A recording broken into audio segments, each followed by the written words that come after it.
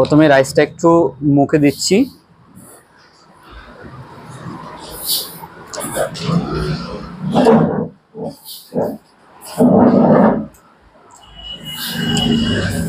Flavour, সুগন্ধ, মশলা সবকিছু একেবারে বরাবর, 100-তে 100।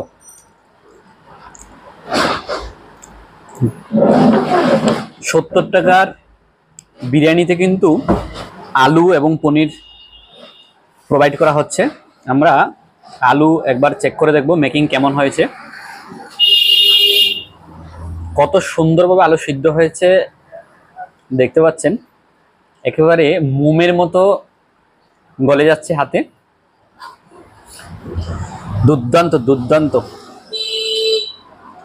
সেই আলু দিয়ে একবার ট্রাই করছি।